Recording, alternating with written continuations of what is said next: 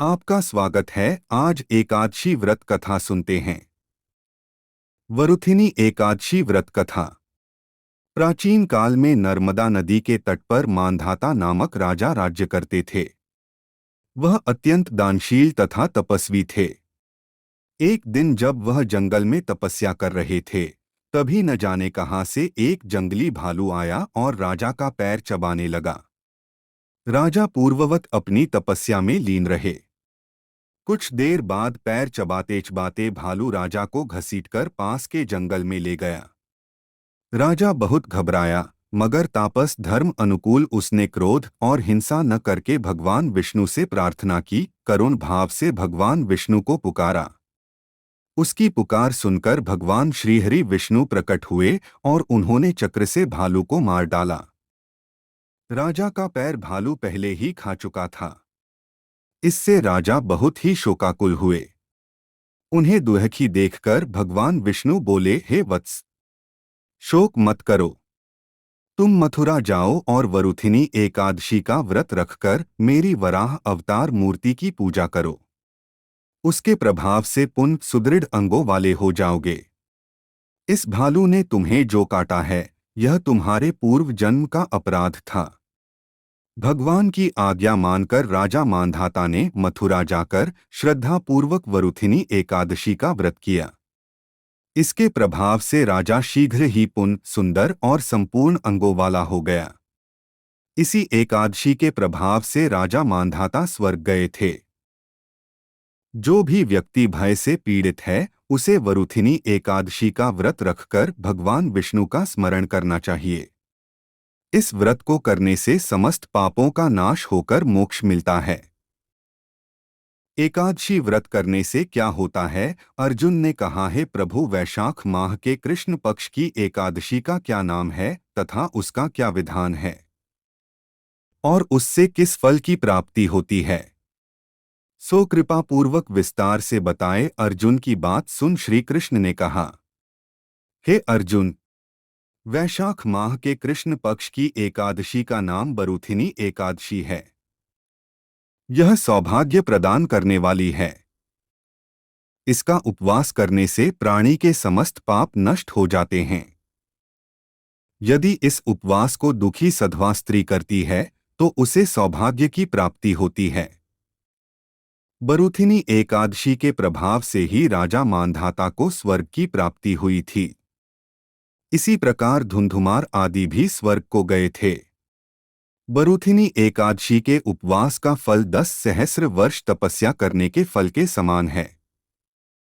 कुरुक्षेत्र में सूर्य ग्रहण के समय जो फल एक बार स्वर्ण दान करने से प्राप्त होता है, वही फल वरुथिनी एकादशी का उपवास करने से प्राप्त होता है।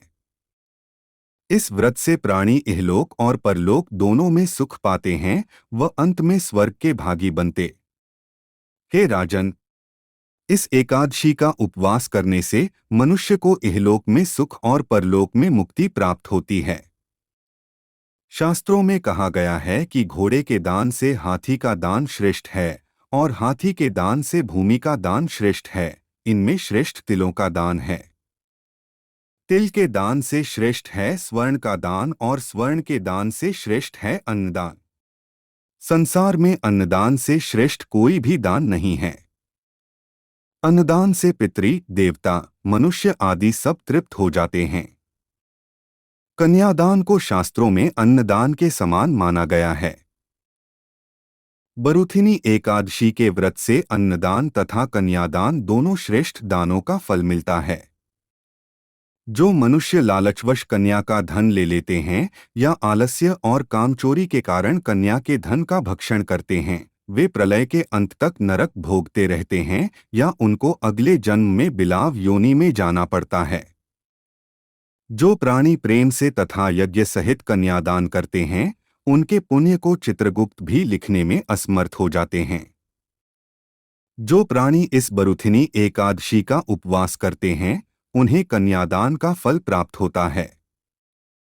वरुथिनी एकादशी का व्रत करने वाले को दशमी के दिन से निम्नलिखित वस्तुओं का त्याग कर देना चाहिए। कांसे के बर्तन में भोजन करना, मांस, मसूर की दाल, चना, कोदो, शाक, मधु, शहद, दूसरे का अन्न, दूसरी बार भोजन करना। व्रती को पूर्ण ब्रह्मचर्य से रहना चाहिए। रात को सोना नहीं चाहिए, अपितु सारा समय शास्त्र चिंतन और भजन कीर्तन आदि में लगाना चाहिए। दूसरों की निंदा तथा नीच पापी लोगों की संगत भी नहीं करनी चाहिए। क्रोध करना या झूठ बोलना भी वर्जित है।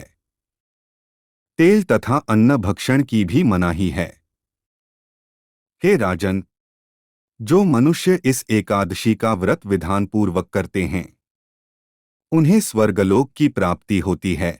आत्म मनुष्य को निकृष्ट कर्मों से डरना चाहिए। इस व्रत के महात्म्य को पढ़ने से 1,000 गौदान का पुण्य प्राप्त होता है। इसका फल गंगा स्नान करने के फल से भी अधिक है। सौभाग्य का आधार संयम है। हर प्रकार संयम रखने से मनुष्य के सुख और सौभाग्य में वृद्धि होती है। यदि प्राणी में संयम नहीं है तो उसके द्वारा किए गए तप, त्याग व भक्ति पूजा आदि सब व्यर्थ हो जाते हैं।